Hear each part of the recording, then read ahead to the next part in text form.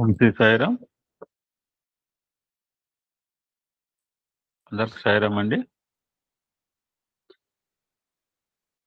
నిన్న 3 పదాలు చెప్పుకున్నాం. వాటికి స్వామి గారు చెప్పిన విశ్లేషణ తెలుసుకుని we can go to next సత్సంగం.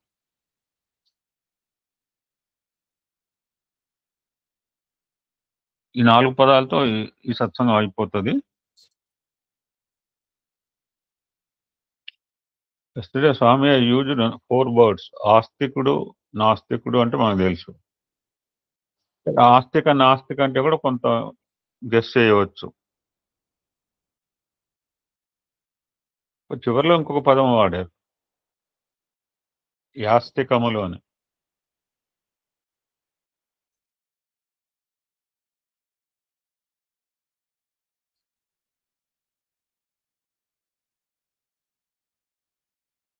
సో దీనికి స్వామి చెప్పిన విశ్లేషణ చూద్దాం.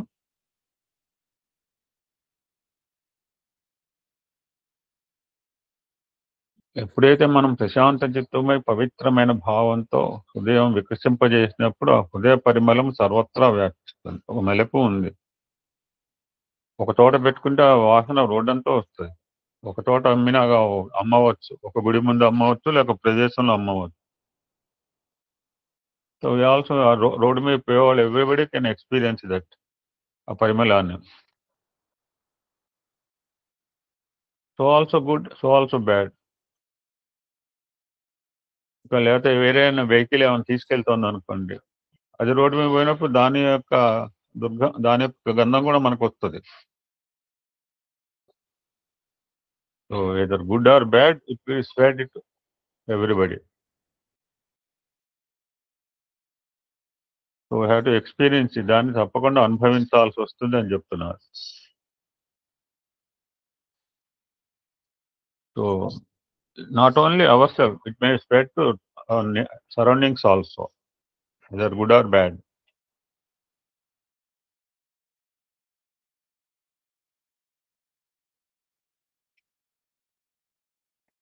ఫర్ ఎగ్జాంపుల్, బ్యూటిఫుల్ ఎగ్జాంపుల్ చెప్తున్నాను.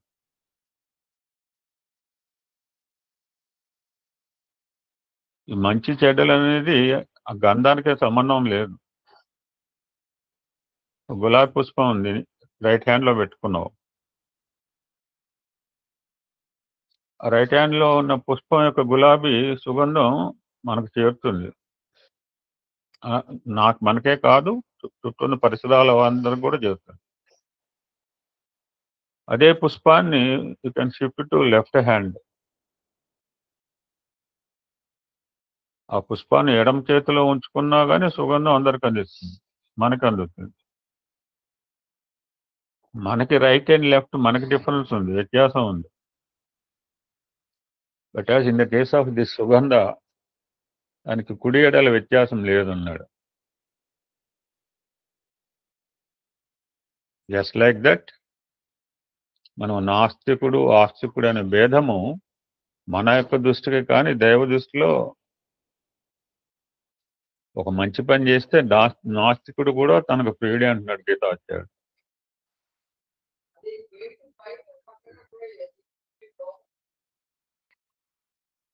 సో ఎవరైతే రాగద్వేషాలను అరికెట్టినవాడు ఎవరైనా సరే నాకు పరమ ప్రియుడు అని చెప్తూ వచ్చాడు గీతాచార్యుడు. సో ది 3 వర్డ్స్, ఆస్తిక అండ్ నాస్తిక, ఆస్తిక నాస్తిక, ఇవి గుణముల యొక్క స్వభావ స్వరూపమే అంటున్నారు.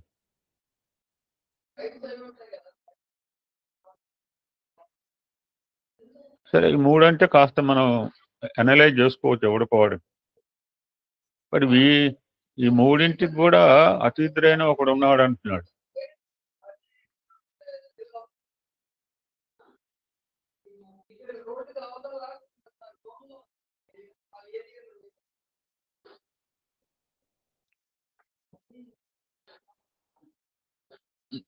అతన్ని యాస్తికుడు అంటున్నారు.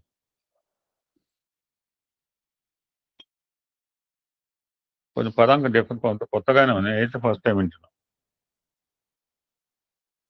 So now Swami is giving simple narrations. ఆస్తికుడు అంటే ఆత్మవిశ్వాసం గలవాడు. నాస్తికుడు అంటే అటు విశ్వాసం లేనివాడు. ఆస్తిక అండ్ నాస్తిక అంటే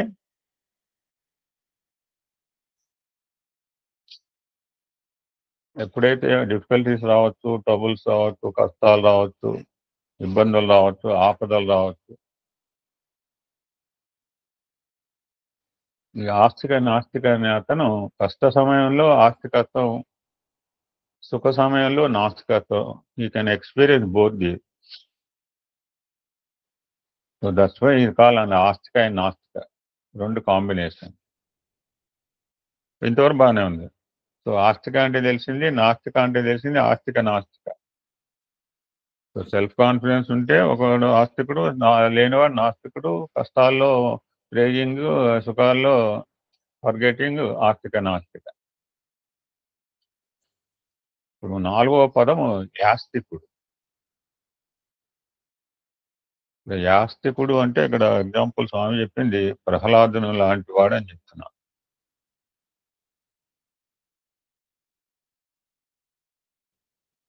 దానికి ఎక్స్ప్లెనేషన్ కూడా చెప్తున్నారు. ఆ ప్రహ్లాదునికి జన్మతో ప్రారంభమైంది పవిత్ర భావం, బై బర్త్ ఇట్ సెల్ఫ్.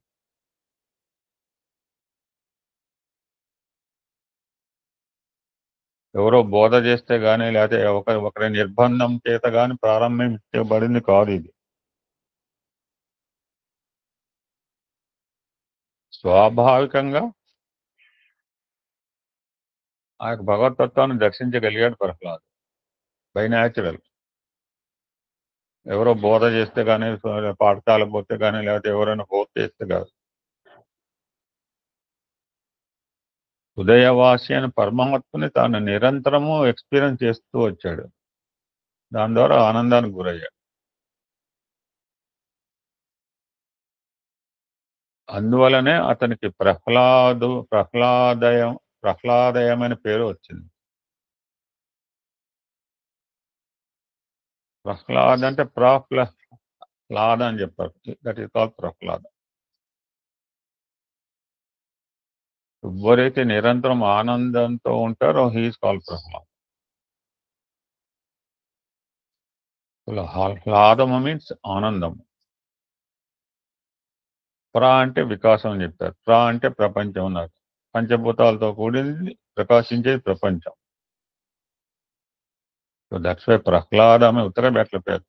ఆనందంతో వికసింపబడేవాడు ప్రహ్లాదు. ఎప్పుడు వచ్చింది ఆయనకి? నిరంతరము దైవ చింతనతో ఉన్నాడు అతను. నిరంతర దైవ చింతన వల్ల అతనికి నిరంతరమైన ఆనందము అనుభవించాడు. సో విత్ దట్ ఎవరైతే నిరంతర దైవ చింతనలో ఉంటారో వాళ్ళ వర్చస్సు కూడా మారిపోతుంది. మనం చూస్తుంటాం అనమాట. చాలా మంది ఫేస్ చాలా గ్లోరీగా ఉంది, ఇర్రెస్పెక్టివ్ ఆఫ్ ఏజ్. మేము కొత్తగూడెం వచ్చినప్పుడు ఒక అయ్యగారిని చూసాం. ఆయన దగ్గర 54, 50 సంవత్సరాలు ఉండేవాడు. Vaccine practically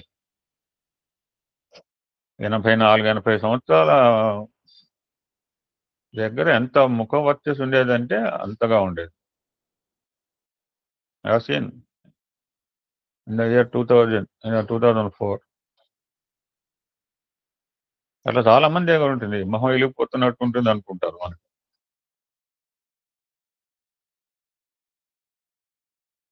so that's why Swami concluding this topic. So first step ఏం చేయాలంటే ఇది రాగము అనే ద్వేషాలని సాధ్యమైనంత వరకు ప్రయత్నపూర్వకంగా అరగొట్టడానికి ప్రయత్నం చేయమంటున్నారు. దానివల్ల ఏమొస్తుందంటే మానవత్వం రాణింపబడుతుంది. అది ఎవరికి మంచిది కాదంటున్నారు. రాగద్వేషాలు అనేవి ఎట్టి వారికి మంచిది కాదు గీతాచార్యుడు చెప్తుంది భక్తి యోగంలో. సో దానికి ఏం చేయాలంటే కామక్రోధాలను అరికట్టడానికి తగిన ప్రయత్నం సాధకుని ప్రధానమైన కర్తవ్యం చెప్తున్నారు. వితౌట్ డూయింగ్ దిస్ ఎన్ని చేసినా అది నిరర్ధకం అనే మాట కూడా చెప్తున్నారు. సార్థకత పొందవున్నాడు వితౌట్ ఇది. Without controlling this raga and dvesha ఎన్ని రకాల సాధన చేసినా కానీ రిజల్ట్ కనపడదు. సాధనలు చేస్తాడు. But there is no result అని స్వామివారు తన యొక్క సందేశాన్ని ఈ యొక్క సందేశాన్ని క్లోజ్ చేశారు భక్తి యోగం. సో నెక్స్ట్ టాపిక్ లో కాస్త కొంచెం ముందు చెప్పుకుని ఒక కొత్త పదం వస్తుంది ఇక్కడ కూడా can go for. The title is how to control this comma and క్రోధ, జయించే విధానం. గీతలో ఒక శ్లోకం మాట చెప్తారు, కామాత్ క్రోధాభిజాయితే క్రోధ కామంచ వద్దతి. క్రోధం ఎక్కడి నుంచి అంటే కామం నుంచి డెవలప్ అవుతుంది. ఈ కామం అనేది సంకల్పాన్ని కూడుతుంది. సో ఫైనల్ గా ఏంటి, ఈ కామానికి క్రోధానికి సంకల్పంలే మూల కారణం. ఏ విధంగా అయితే దారం లేక వస్త్రం ఏ విధంగా కాదో కామం లేక క్రోధము రూపొందదు. ఈ రెండు పదాలకి గీతాచార్యుడు గీతలో ఒక కొత్త పదం చెప్పాడు. అంటే గీత తెలిసిన వాళ్ళకి తెలుస్తుంది ఇది. ఈ కామ క్రోధానికి గీతాచార్యుడు అనలము అని అనగా ఒకటి 2 సార్లు విన్నాం మనం ఈ మాట సుదీర్ఘ ప్రయాణంలో. మేకింగ్ లాంగ్ జర్నీ కనుక చాలా పదాలు వచ్చే ఉంటాయి. అనలము అని ఒక పేరు పెట్టాడు గీతాచార్యుడు. అనలము అంటే అగ్ని. అగ్నికి లక్షణం అంటే దహించే శక్తి.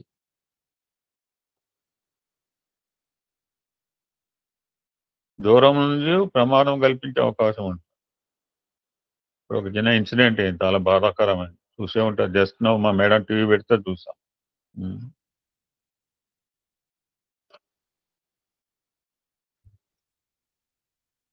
అది బయట అగ్ని ద్వారా జరిగిన ప్రమాదం. తెల్లవారుజామున దగ్గర 45 మంది అగ్నికి ఆగుతాయి బస్సులో. ఇది బయట అగ్ని. మరి అలాంటి అగ్ని మనలో కూడా ఎక్కడుందంటే అగ్ని జఠరాగ్ని రూపంలో ఉంది. మనలోనే ఉంది. మన అంతఃకరణలో ఉండే how much careful must. So మనలో ఫైర్ ఉన్నప్పుడు ఎంత జాగ్రత్తగా ఉండాలో అనే అంశాన్ని Swami telling to the students how you should be careful. జీవితాన్ని ఎంత జాగ్రత్తగా ఉపయోగించుకోవాలి, నీలోని అగ్ని ఉన్నది, అంతఃకరణంగా ఉన్నది అని Swami warning the students. So that means it is a lesson, it's a message to students అని అనుకోవచ్చు.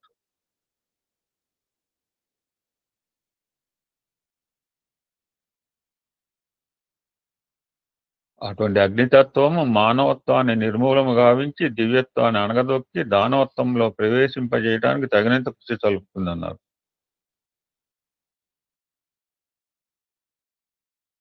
కామానికి తృప్తే లేదు.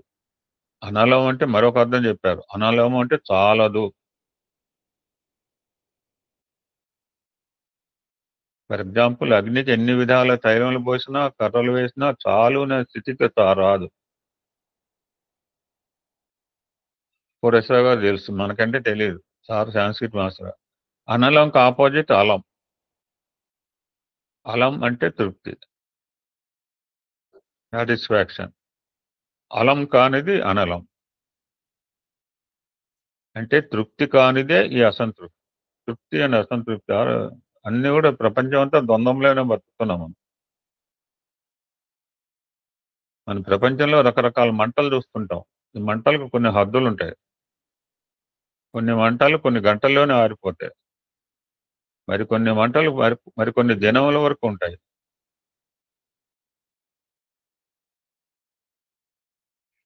అంతకంటే అధికంగా ఉండటానికి వీలు కాదంటున్నారు స్వామి. వాట్ ఈస్ ద రీజన్ అంటే ప్రతి పదార్థానికి దృశ్య కల్పిత జగత్తునకు ఒక నియమం ఉంటుంది.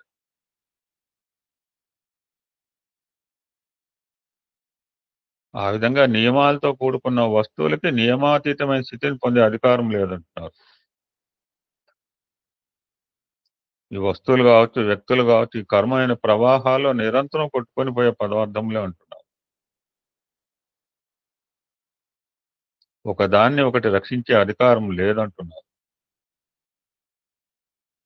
తానే కొట్టుకుపోతున్న పదార్థాన్ని కొట్టుకుపోయి మరొక పదార్థాన్ని రక్షించే అధికారం ఎలా ఉంటుంది? ఎడమడి కూడా ఏదో దొరికిన తీరా చూస్తే అది ఎలుగుబంటి కంబలు అనుకుంటే.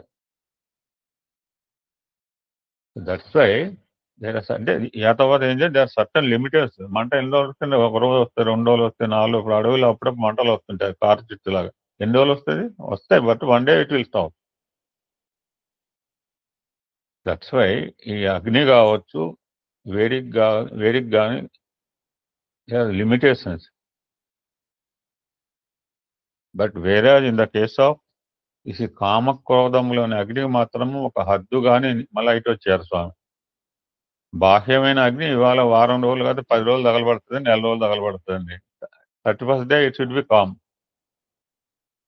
బట్ వేరే in the case of the కామక్రోధములనే అగ్నికి మాత్రము ఒక హద్దు కానీ, నియమము కానీ, గమ్యము కానీ లేదంటారు.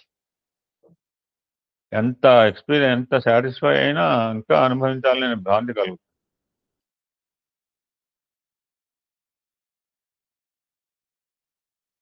దీన్ని సాధించే మార్గం ఏమిటి? అలా వదిలేయటమేనా? వాటిని జయించలేమా? ఏం మార్గాలు లేవా? ఏం ఉపాయాలు లేవా? అంటే తప్పకుండా ప్రతిదానికి రెమెడీస్ ఉంటాయండి. There is remedy for everything. వీటికి ఉపాయాలు అంటే స్వామి అంటే హౌ బ్యూటిఫుల్ ఎక్స్ప్లెయిన్ చూడండి. మరి వీడికి ఏం లేవు, అద్దులు లేవమని నియమం లేవంటున్నారు, ఒక నో ఎండ్ అంటున్నారు. మరి అట్లా అంటే అలాగా మరి వాటిని సాధించే మార్గం లేవా క్వశ్చన్ వేసుకొని స్వామి ఆన్సర్ చెప్తున్నారు.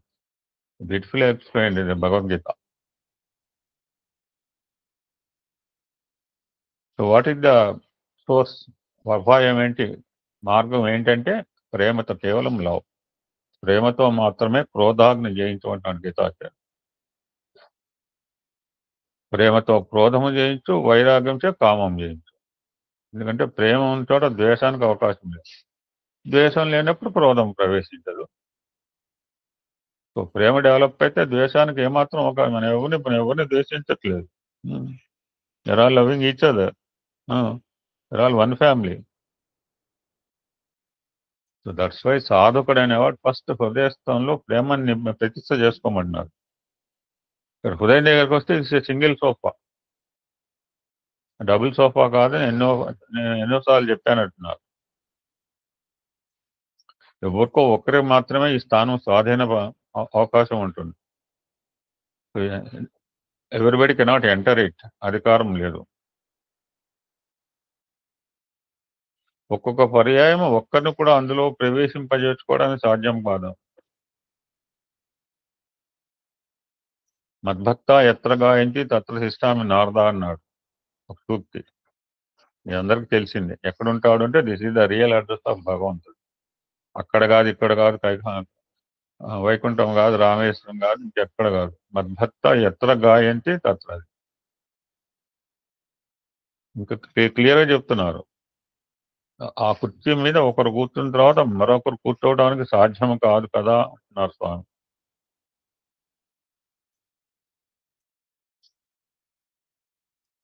ఇక్కడ తిష్టామి అంటున్నారు, వసామి కాదంటున్నారు. అంటే ప్రతిష్ట అనమాట. మన విగ్రహ ప్రతిష్ట అంటే ఎలాగా మనం అలాగా కూర్చుని పోతారు అక్కడ పరమాత్మ ప్రతిష్ట చేసిన తర్వాత. సో దట్స్ వై ఎవరైతే ఈ యొక్క సాధన మార్గంలో ఉన్నారో సాధకులైన వారు హృదయంలో ఒక శక్తికి, ఒక తత్వానికి, ఒక భావానికి, ఒక ప్రేమతత్వానికి ప్రవేశం ఇవ్వాలి. It's not a musical chair. ప్రేమ చేత క్రోధాన్ని సాధించాలన్నప్పుడు ప్రేమకు ఎవరికి ప్రేమ ఇంపార్టెంట్, ప్రధాన స్థానం ఇవ్వాలి. ఎందుకంటే ప్రేమ అంటూ మొదలైన తర్వాత ఇక ఎవడు కూడా ప్రేమించడం మొదలుపెట్టిన తర్వాత దోషాలు ఎతకడం, ఎదుటివాడు తప్పులు కనపడవు. అవసరమైతే ఇతనే అడ్జస్ట్ అవుతాడు. That's why there is a beautiful conation. Love lives by giving and forgive. Love opposite self lives by getting and forget. పుచ్చుకోవటము, మర్చిపోవడం, ఇవ్వటము, మర్చిపోవటం. ప్రేమ అయితే స్వార్థం అనే దానికి ఎంతసేపు పుచ్చుకుంటుంది, మర్చిపోతుంది. దట్స్ వై ఎక్కడ ప్రేమ ఉంటుందో అక్కడ స్వార్థానికి అవకాశమే లేదంటున్నారు. రాముడు కాముడు సింగిల్ మనం చెప్తుంటాం. స్వార్థం ఉంటే ప్రేమ ఉండదు. ఇంకో మాట స్వామి చెప్తుంటారు, అణుబాంబు చేత కూడా ప్రపంచాన్ని నువ్వు జయించలేవు, కానీ ప్రేమ చేత you can win the world అంటారు. ప్రేమ ద్వారా దేనైనా సాధించవచ్చు. దట్స్ వై క్రోధాన్ని జయించాలి అంటే కేవలము develop love. There is only other.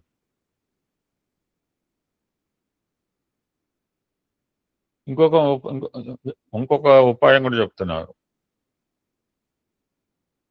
ఎవరైతే నా హృదయంలో నీ హృదయంలో అంతర్యామిగా ఉంటున్నాడో అటువంటి హృదయేశ్వరుడు సర్వుల హృదయంలో ఉన్నాడు సత్యాన్ని అర్థం చేసుకుంటే, నిన్న ఒక మాట ఉంది, అద్వైత సర్వభూతాన్ని ఎవరికి అనమాట, అందరిలోనూ తత్వం ఒకటి ఉన్నవాడికి అద్వైత సర్వభూతాన్ని చెప్పక్కర్లో.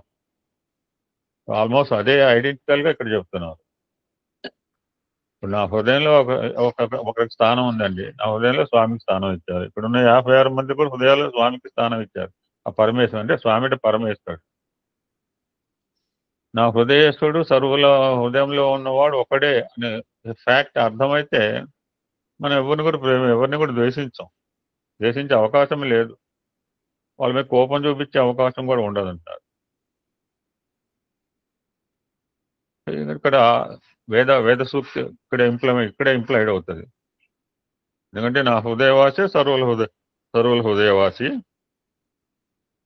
ఈశావాస్యం మిదం సర్వ అనే మాట ఎందుకో వచ్చింది.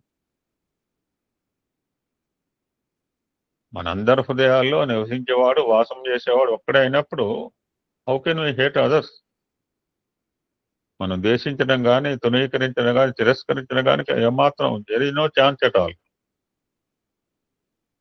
That's why in the primary stage what we have to do is develop love. So కేవలము ప్రేమ ద్వారా మాత్రమే క్రోధం అనే అగ్ని జయించవచ్చని చెప్పి భక్తి యోగంలో గీతాచార్యుడు చెప్తున్నాడండి. ఓం శాంతి శాంతి శాంతికి. సమస్త లోకా సుఖినో భవంతు. లోకా సమస్త సుఖినో భవంతు. దయచేసి యూ డూ పీస్ఫుల్లీ అండి. మీరు హరిబరిగా పోకండి. నేను సార్ అన్నాడు మళ్ళీ ఈ subject you cannot touch it also. జై సాయిరామ్. భక్త వత్సలం గారు సాయిరామ్. ఓం శ్రీ సాయిరామ్. భగవాన్ శ్రీ సత్యసాయి బాబా వారి దివ్య శ్రీచరణములకు శతకోటి నమస్కారాలు సమర్పించుకుంటూ ఈనాటి శ్రీ సత్యసాయి దివ్య చరిత్ర నిత్య పారాయణ గ్రంథమును పారాయణం చేయడానికి మరొకసారి అనుగ్రహం ఇచ్చిన స్వామివారికి, అవకాశం ఇచ్చినటువంటి మన గురువు గారు మల్లెల లక్ష్మీనారాయణ గారికి, ధర్మపత్ని అమ్మ వరలక్ష్మి అమ్మగారికి, పూజ్యులు నన్ను ప్రోత్సహించి ఈ అవకాశం నాకు కల్పించినటువంటి వేసపాటి కోటేశ్వరరావు గారు గురువు గారికి నా హృదయపూర్వక పాద నమస్కారాలు తెలియజేసుకుంటూ మన సాయి కుటుంబ సభ్యులందరికీ ప్రేమపూర్వక సాయిరామ్. ఓం శ్రీ సాయిరామ్. ఈరోజు శ్రీ సత్యసాయి దివ్య చరిత్ర నిత్య పారాయణ గ్రంథములో 25వ అధ్యాయములో 2వ అంశం, పేజీ నంబరు 173, సృష్టి స్థితి లయకారక సాయి అనే అంశం మీద స్వామి ఇంతవరకు ఏ అవతారంలోనూ చూపని అపూర్వ విధానంలో చూపిన ఒక సంఘటన తెలుసుకున్నాం సాయిరా.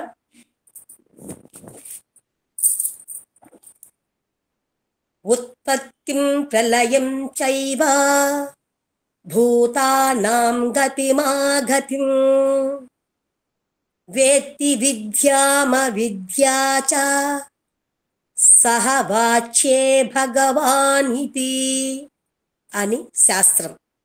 సర్వాన్ని పరిశోధనాశాలలో పరీక్ష చేసి చూడాలి అని భావించే ఒక నవ అమెరికన్ భక్తుని సందేహాన్ని ఆసరాగా తీసుకుని స్వామి తమ సృష్టి స్థితి లయ శక్తులను ఇంతవరకు ఏ అవతారములోనూ చూపని అపూర్వ విధానములో చూపిన ఒక సంఘటన తెలుసుకుందాం. ఒక అమెరికా భక్తురాలు బాబాపై అమిత భక్తి శ్రద్ధలు కలిగి ఉండేది. కానీ ఆమె భర్త మాత్రం స్వామిని తీవ్రంగా విమర్శించేవాడు. ఆమె తన భర్త ప్రవర్తనను నిరసిస్తూ స్వామి సాక్షాత్ భగవంతుడే అని బోధించేది.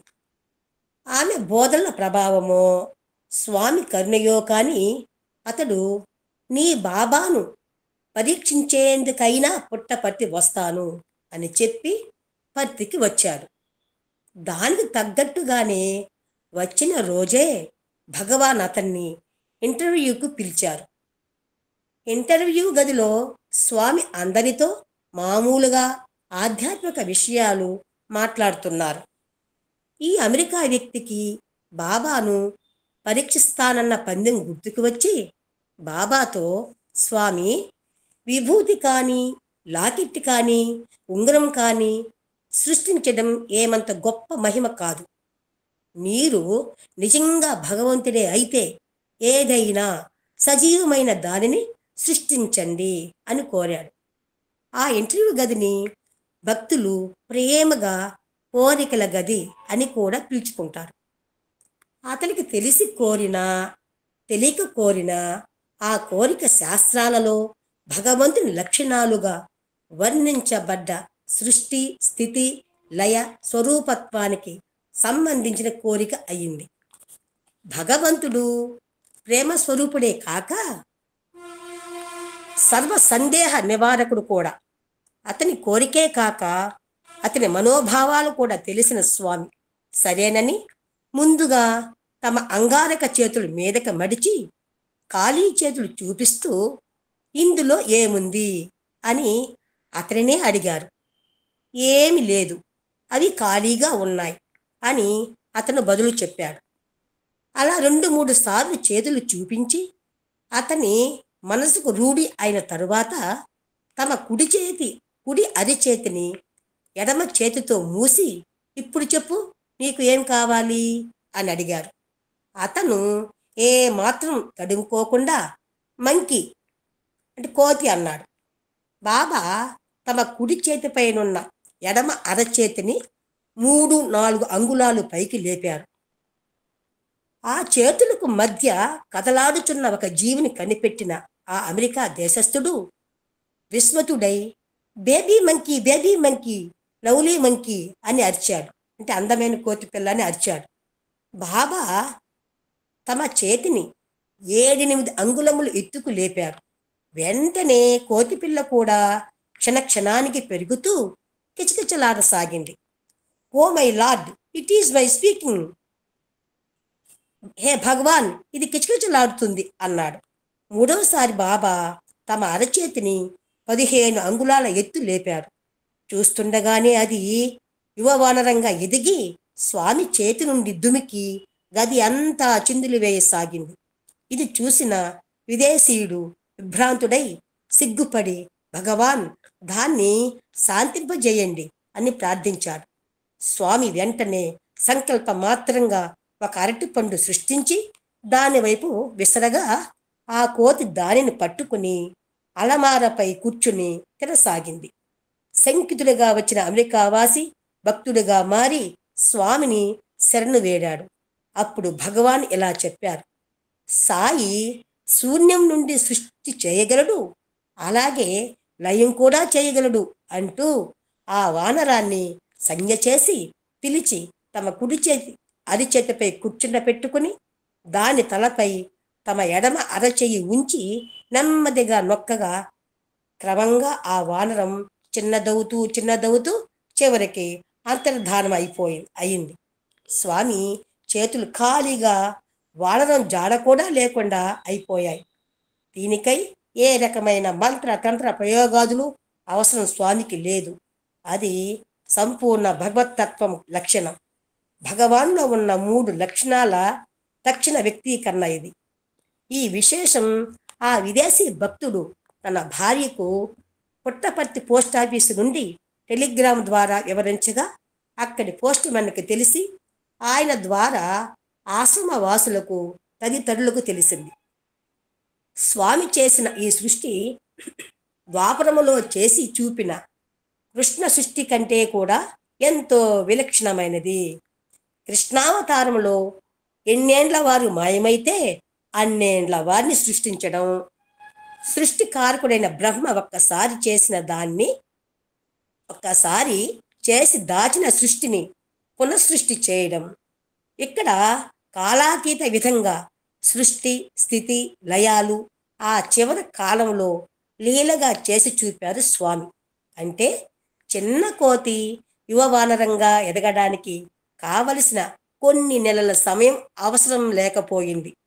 అలాగే లయం కూడా సహజ సిద్ధమై క్రమంగా పంచభూతాల్లో విలీనం కావడం వంటివి ఊహాతీతంగా కొన్ని క్షణాల్లో జరిగాయి.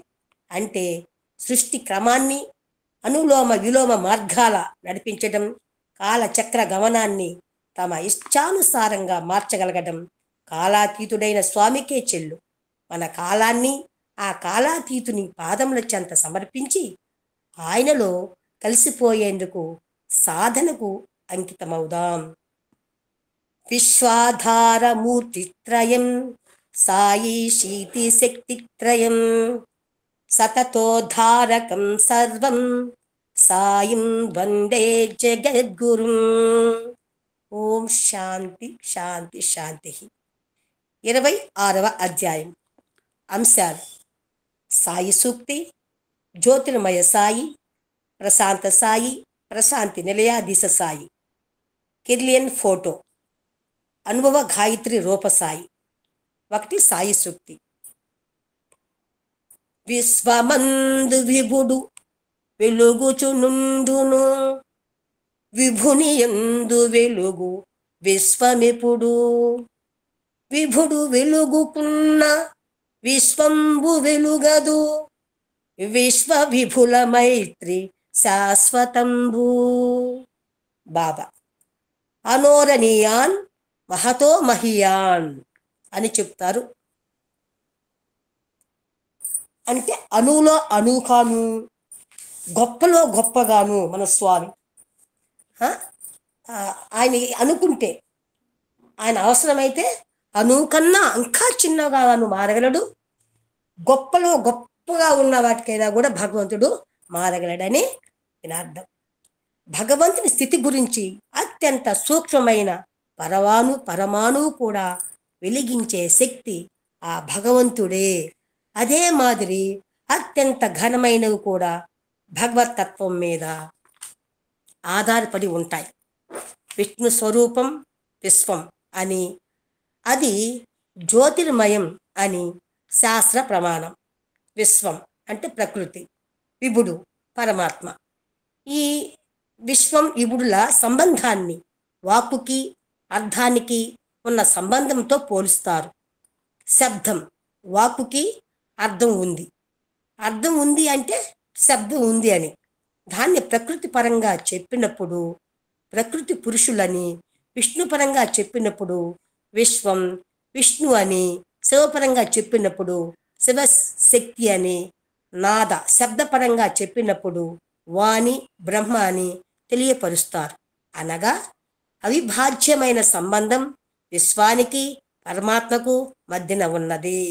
అనగా భగవంతునికి భక్తునికి మధ్యన ఉన్న సంబంధం తెలుసుకుని దానికి తగినట్లుగా మసులుకోవడమే భక్తుల కర్తవ్యము. అంటే విశ్వము విభుని యొక్క అవినాభావ సంబంధం. అంటే విశ్వాన్ని బట్టి విభుడు, విభుడిని బట్టి విశ్వం ఉంటాయన్నమాట. 2వ అంశం జ్యోతిర్మయ సాయి. ఐశ్వర్యస్య సమగ్రస్య ధర్మస్య యశస్శ్రియః జ్ఞాన వైరాగ్యయశ్చైవ షణ్ణాం భగయితీరితాః. ఐశ్వర్యం, ఈశ్వరత్వం, సంపూర్ణత్వం, ధర్మస్వరూపత, కీర్తి, అష్టలక్ష్మి స్వరూపత, సమగ్ర జ్ఞానం, సంపూర్ణ వైరాగ్యం అనే 6 భగవత్ లక్షణాలుగా తెలుపుతుంది శాస్త్రం. భగవంతుని గురించి చెప్పవలసినప్పుడు వేద శాస్త్రాలు ఆయనకు ఏ పేరు ప్రతిపాదించలేదు. జ్యోతిర్మయ స్వరూపమని, నాద స్వరూపమని పేర్కొన్నాయి. అవగాహనకై ఓం లేదా తత్ లేదా సత్ అని శబ్దత్రయాన్ని ఎన్నుకున్నాయి. ఇది అనుభవం ద్వారా తెలుసుకోవాల్సిందే కానీ ఇతరత్రా సాధ్యం కాదు. స్వామి తమ యొక్క జ్యోతిర్మయ తత్వాన్ని సాధకులైన యోగులైన పురుషోత్తమ యోగి లాంటి వారికే కాక అనేక మంది సాధకులకు అంతటితో ఆపక కేవలం నేటి శాస్త్ర విజ్ఞానాన్ని మాత్రమే నమ్ముకుని భగవంతుని ఉనికిని ఆలోచించ మొదలెడని శ్రీ భొరాన్స్కీ లాంటి శాస్త్రజ్ఞులకు కూడా దయతో ప్రకటించిన ఆ అపూర్వ సంఘటన వంటివెన్నో ఈ అవతారంలో వ్యక్తం అయినవే. పురుషోత్తమ యోగి స్వామి 1961 జూన్ నెలలో తమ బృందముతో బదరీ యాత్ర సంకల్పించారు. అనేక అపూర్వ సంఘటనలతో ఆ యాత్ర పూర్తి చేసుకుని తిరిగి వస్తున్నారు. ఒక చోట రోడ్డు మీద బస్సులు ఆపించారు.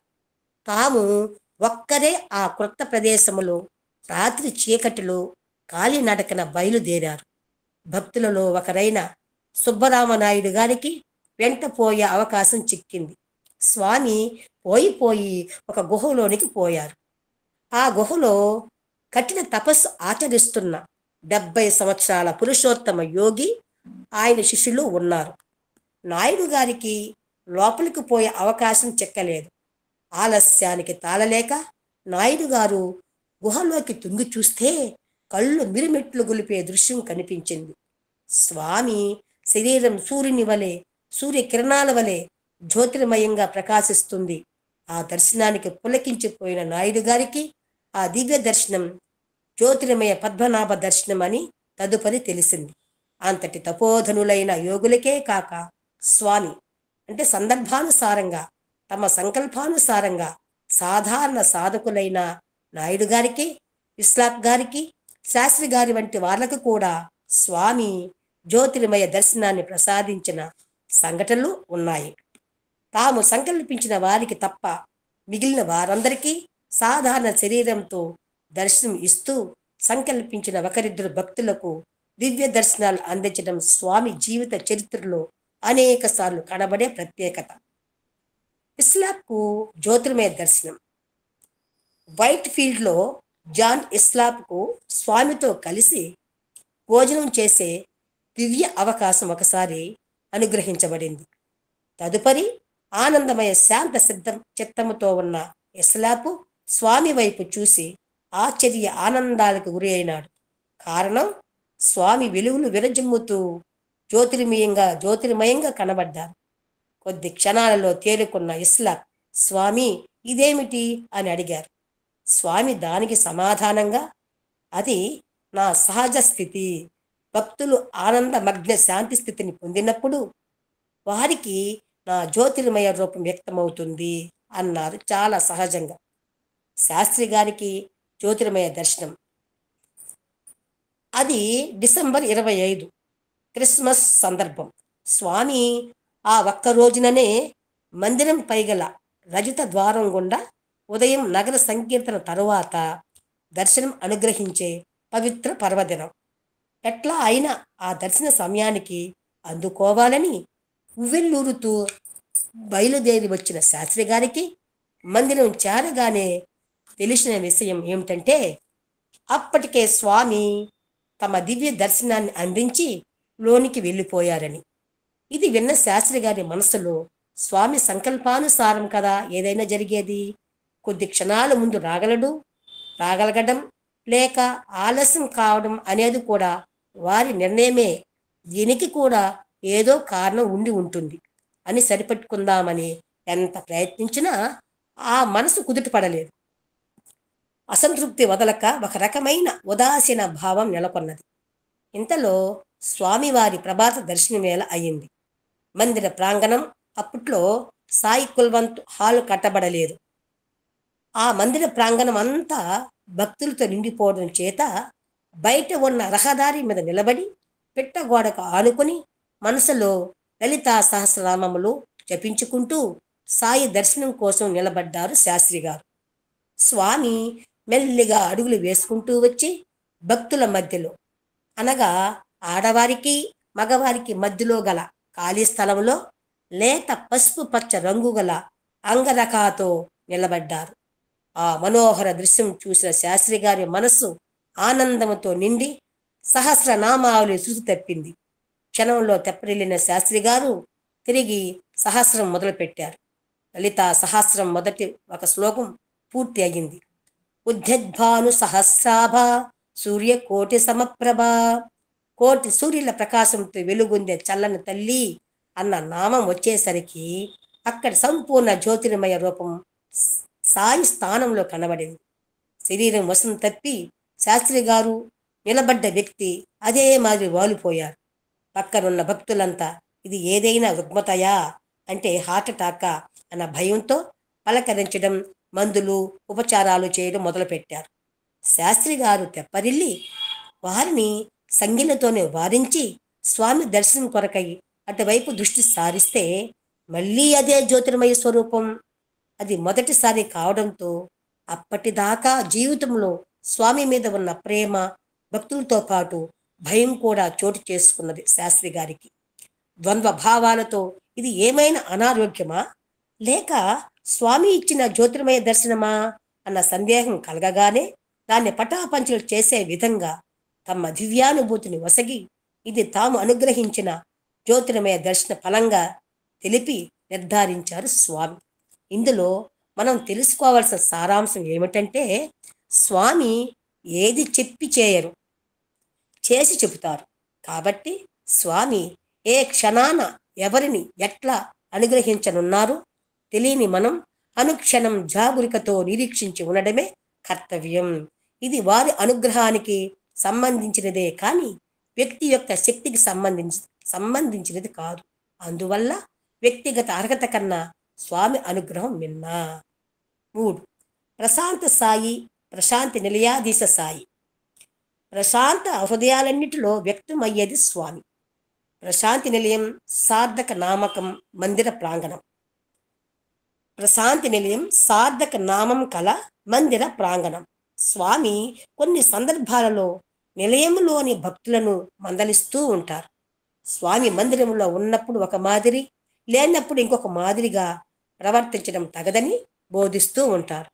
సాయి సర్వత్రా వ్యాప్తమై ఉన్న ప్రశాంతి నిలయం ప్రత్యేకత దానికి ఉన్నదనే విషయాన్ని రుజువు చేసే సంఘటన ఒకటి జరిగింది. అది స్వామికి ప్రశాంతి నిలయానికి ఉన్న అభేదతను తెలియజేసే చిత్రమైన సంఘటన. ఒక విదేశీ భక్తుడు పుట్టపర్తికి వచ్చిన సందర్భంలో స్వామి లేకపోగా తన కెమెరాతో మందిరం ఫోటో తీశాడు. తర్వాత ఆ ఫిలింను డెవలప్ చేసి చూస్తే ఆ ప్రశాంతి మందిర ముఖతలం అంతా శ్రీ సత్య సాయిబాబా వారి ముఖంతో నిండి ఉన్నట్లుగా ఫోటో ప్రింట్లో వచ్చింది. తను వచ్చిన సందర్భంలో స్వామి అక్కడ లేరు అనుకోవడం తప్పు అని అర్థమైంది అతనికి. ఆ ఫోటోను సాయి డిస్కోరస్ ఆన్ భగవద్గీత అనే పుస్తకంపై కవర్ పేజీ మీద ముద్రించారు. 4వది అలాగే ఇంకొకటి కెర్లియన్ ఫోటో అనుభవ గాయత్రి రూపసాయి. 1978లో ఒక రష్యన్ శాస్త్రవేత్త స్వామి దగ్గరకు బెంగుళూరు వచ్చాడు. అతని పేరు ప్రొఫెసర్ బొరాన్స్కీ. అతనికి దేవుడంటే నమ్మకం లేదు, కానీ జీవజాలం చుట్టూ ఉండే జ్యోతిర్మయ కాంతి తరంగాలను అంటే ఆరా గుర్తెరుగగల శాస్త్రవేత్త ఆయన. ఒకసారి ఆయన తన కెర్లియన్ కెమెరాతో స్వామిని ఫోటో తీయగా పరమాద్భుతంగా స్వామి చుట్టూ గల కాంతి చక్రం అంటే ఆరా సాధారణ మనుష్యుల కాంతి ప్రమాణానికి అనేక రెట్లుగా ఉండడమే కాక ఆ కాంతి వలయంలో గల రంగుల స్వచ్ఛత ఆ శాస్త్రవేత్తను విభ్రాంతుడిగా చేశాయి. వేదమాత భగవతి గాయత్రీదేవి వర్ణంలో తెలిపిన 5 వర్ణాల కాంతి సమూహాలు అనగా తెల్లని ముత్యపు కాంతి, దానిని అనుసరించి 2వది గులాబీ వర్ణం, 3వది బంగారు వర్ణం, 4 నీలవర్ణం, 5 సూర్యుని కాంతి వంటి తేజోమయ రూపాలు గల ఆ కాంతి వర్ణాలు స్వామి నుండి వెలువడి ప్రశాంతి నిలయ సౌధాన్ని చుట్టి ఆకాశం వరకు అనంతంగా వ్యాపించి ఉన్నట్లుగా అర్థం అయ్యింది. తెలుపు రంగు శక్తికి, గులాబీ రంగు ప్రేమకు, నీలవ రంగు అనంత వ్యాప్తికి, బంగారు వర్ణం ఆధ్యాత్మికతకు సంకేతాలు. ఇంతటి అద్భుత కాంతి పుంజం వెలువరిస్తున్న వ్యక్తిని తాను ఇంతవరకు ఎక్కడా చూడలేదని ఆ శాస్త్రజ్ఞుడు పేర్కొన్నాడు. తదుపరి ఒకసారి ఆయన పూర్ణచంద్ర ఆడిటోరియంలో ఇలా చెప్పారు: స్వామి తీరు వర్ణనాతీతం. వారు సందేశమిస్తున్నంతసేపు స్వామిలోని గులాబీ తేజం స్వామి వెనుక వైపు ఉన్న వేదికను, గోడలను దాటి హాల్ అంతా నిండిపోయి తమ భేదం లేకుండా అక్కడ చేరిన అందరిలో ప్రవేశించి వ్యాపిస్తున్నది. స్వామి ఎవరితోనైనా మాట్లాడినప్పుడు అది వారిలోకి ప్రవేశించడం తిరిగి స్వామిని చేరుతుండడం జరుగుతున్నది. భగవంతుడు అంటే వ్యవహారికంగా నమ్మకం లేని ఆ విదేశీ శాస్త్రజ్ఞుడు స్వామిని గురించి చెప్పిన సత్యం. 2 కాళ్ళతో నడయాడుతున్న నిస్వార్థ ప్రేమ స్వరూపుడు అని స్వామి చెప్పేది కూడా అదే కదా. ప్రేమ స్వరూపుడు భగవంతుడు. బ్లిడ్జ్ పత్రిక సంపాదకుడైన కరంజియా ప్రొఫెసర్ ఒరాన్స్కిన్ చెప్పిన విషయాలు నిర్ధారించుకునేందుకు స్వామి తమ చుట్టూ ఉన్న కాంతి వలయాల గురించి ఆయన చెప్పింది నిజమేనా అని ప్రశ్నించగా స్వామి ఇలా వివరించారు. అతనే కాదు, కొన్ని వేల మంది ఆ కాంతిని సందర్శించారు. స్వచ్ఛమైన భక్తితో బుద్ధి వికసించిన వారికి ఈ కాంతి కనబడుతుంది.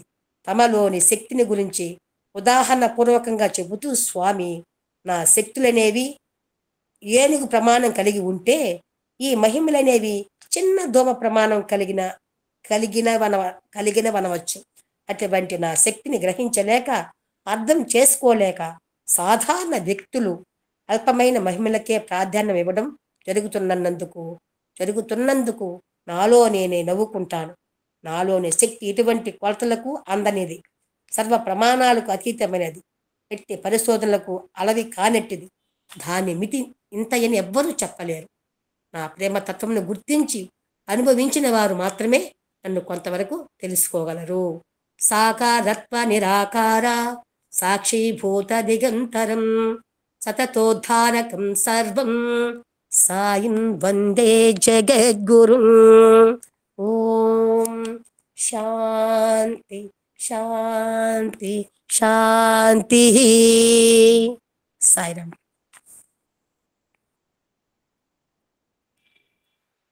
అమ్మా ఇంకో 10 minutes చదవచ్చమ్మా. ధన్యవాదాలు గురుగారు. 27వ అధ్యాయం.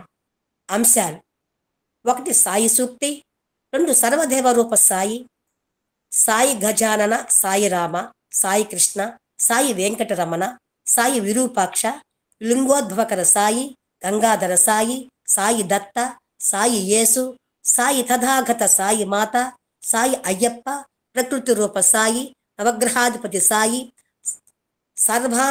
సర్వం తానే అయిన సాయి, సర్వజీవ రూప సాయి, విశ్వస్వరూప సాయి. ఇందులో 1 సాయి సూక్తి. 1వది: ఆరామచంద్రుడై తన భంటులను కనుగొనగా వచ్చే ఆనంద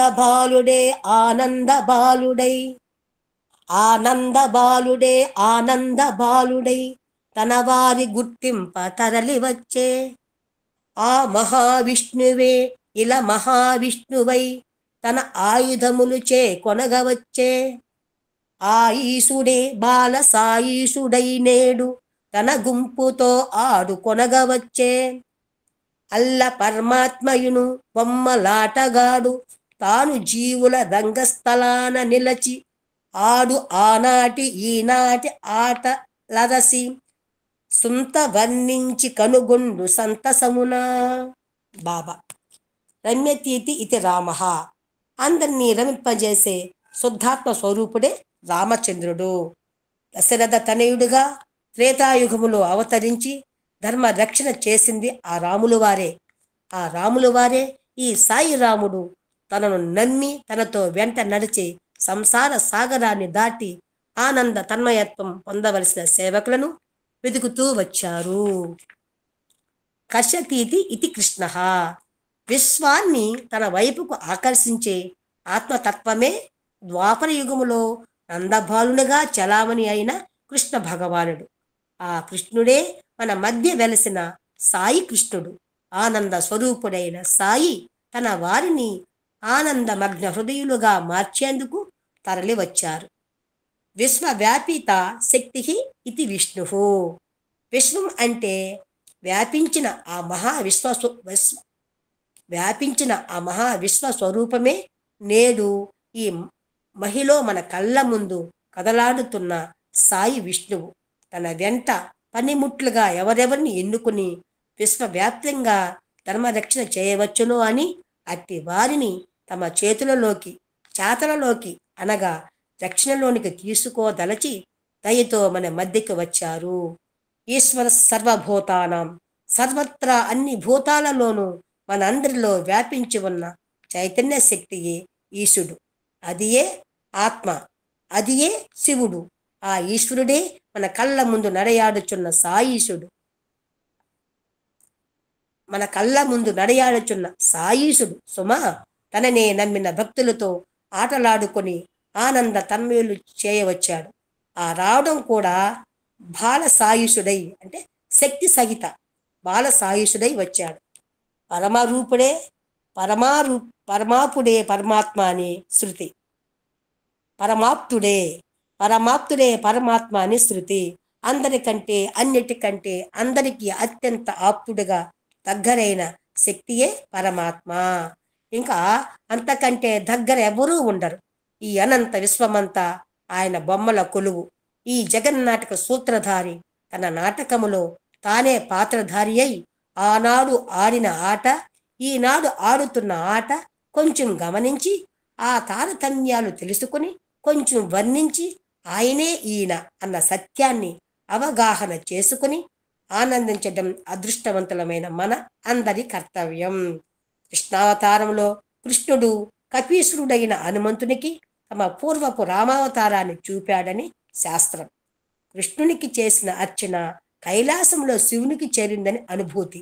ఎంతో అపూర్వము, అత్యంత సాధనల చేత మాత్రమే సాధ్యమైన ఆ స్థితిని ఈనాడు స్వామి అనంత ప్రేమమయులై నేటి కాలపు భక్తుల నిస్సహాయతను గుర్తిరిగి వారికి సందర్భానుసారంగా ఇచ్చిన ఇష్ట దేవతా దర్శనాలు గమనిస్తే స్వామి సర్వదేవతా స్వరూపుడే కాదు, సర్వదేవతాతీత స్వరూపులని అవగాహన అవుతుంది.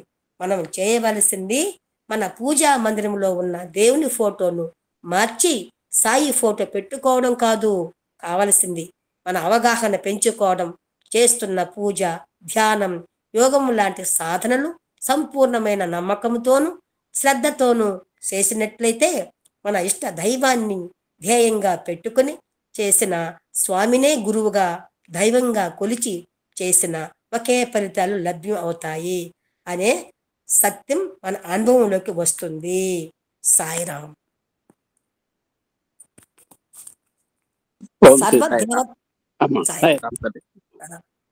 ఇంతటి అవకాశం కల్పించినటువంటి భగవానికి, మన గురువు గారికి మరొకసారి ధన్యవాదాలు తెలుపుకుంటూ సాయిరాం.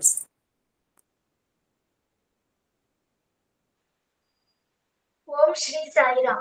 ఓంకార బీజ రూపాయ సర్వేశాయ జగత్పతి ప్రథమాయ నమస్తుభ్యం శ్రీ సత్య సాయి గణాధిప పరిపూర్ణావతారి ప్రేమావతారి ప్రేమమూర్తి అయిన భగవాన్ సత్య సాయి బాబా వారి పాద పద్మములకు ప్రణమిల్లుతూ అహం సత్యబోధక నిత్య జ్ఞాన వ్యవస్థాపకులైన లక్ష్మీనారాయణ మామయ్య గారికి, వారి సతీమణి వరలక్ష్మి అత్తయ్య గారికి, అహం సత్యబోధక సాధకులైన సాయి కుటుంబ సభ్యులందరికీ హృదయపూర్వక ప్రేమపూర్వక సాయిరాం. సర్వదేవ రూప సాయి. సాయి సత్యం శివం సుందరం పారాయణ గ్రంథం.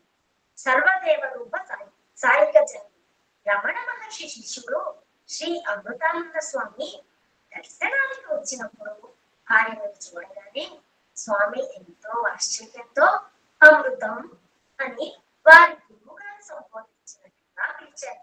ఆయన ఆ ఒక్క పిలుపుకే కలిగిపోయిన అదృష్టజీవి. అప్పుడు వారి వయసు 80 సంవత్సరాలు. ఈ యోగి తన బాల్యంలో ఎప్పుడో 7వ ఏట శ్రీ మహాగణపతి హోమం 41 రోజులు శ్రద్ధతో చేశాడు. ఆ సంఘటన కాలానికి సాయీసుని అవతరణ దగ్గర పెట్టుకోమ్మా, వినపట్లేదు నాకైతే.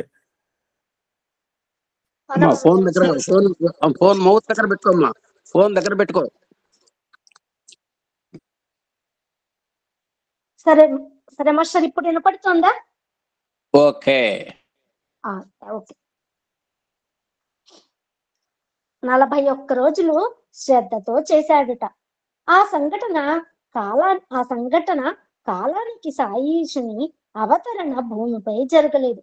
ఈ సంగతిని మరిచిన అతనికి గుర్తు చేసి స్వామి గుర్తు చేశారట ఆయనకి. నీవు శ్రద్ధతో చేసిన ఆ హోమం వలన ఎటువంటి ఫలితం లభిస్తుందని శాస్త్రాలలో చెప్పబడింది అని ప్రశ్నించారు. ఆశ్చర్యంలో మునిగిన ఆయనతో హోమం ఫలితంగా విశ్వ విరాట్ స్వరూప మహాగణపతి హోమగుండంలో నుండి సువర్ణ ఛాయగల దేహంతో వెలువడి శాశ్వత ఆనందం ఇస్తాడని దేహంతో వెలువడి తన తొండంతో కడపటి ఆహుతిని అందుకొని తమ దివ్య దర్శనం చేత శాశ్వత ఆనందం ఇస్తాడని శాస్త్ర ప్రమాణం కదా. శాస్త్రంలో ఏం చెప్పారు అని చెప్పి స్వామి అడిగి దాని గురించి చెప్తున్నారు. అటువంటి దర్శనం నీకు లభించిందా అని మళ్ళీ తానే ప్రశ్నించారు. అప్పుడు అమృతానంద స్వామి 7 సంవత్సరాల బాలునికి శ్రీ మహాగణపతి దర్శనం సాధ్యమవుతుందా స్వామి అన్నాడు. స్వామి ప్రసన్నవదనంతో ఇదిగో ఆ హోమం ఫలితం నీకు ఇప్పుడు లభించబోతున్నది. శాస్త్ర ప్రమాణాలు ఎప్పుడూ వ్యర్థం కావు అని నవ్వుతూ వారి వంక చూచారు. అప్పుడు స్వామి స్థానంలో స్వామి లేరు.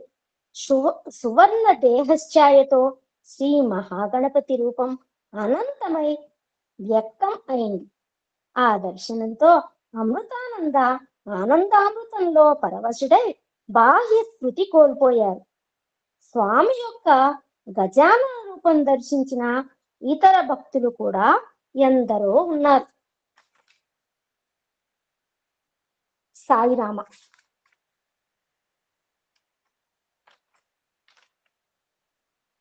కుందుర్తి వెంకట నరసయ్య గారు రామభక్తులు. ఆయనను శ్రీరామ శరణ్ అని పిలుస్తారు తెలిసిన వారందరూ. ఆయన పుట్టపర్తికి వచ్చారు ఒకసారి. మిగిలిన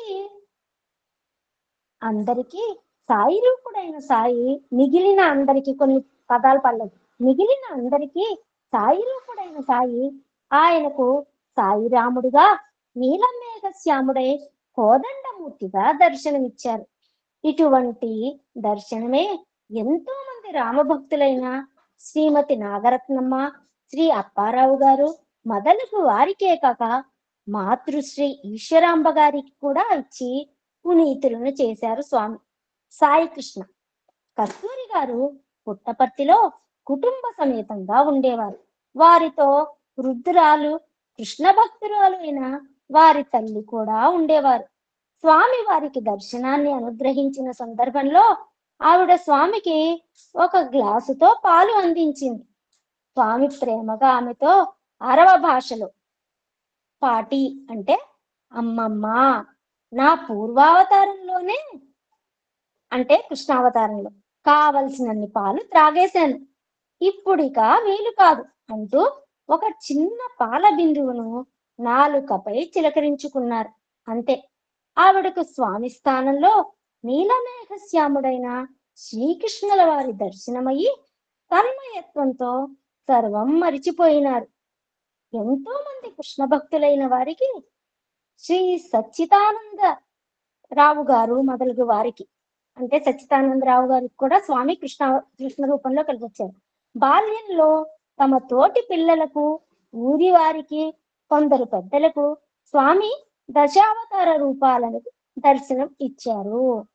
జాన్ హిస్లాప్ కు వయోవృద్ధ స్థితిలోని కృష్ణ రూపాన్ని చూపగా తెల్లని గడ్డంతో వర్ణనాతీతమైన ఆకర్షణతో నీలమేఘ శ్యాముడైన ఆ కృష్ణ రూపాన్ని చూచి అవాక్కైపోయాడు.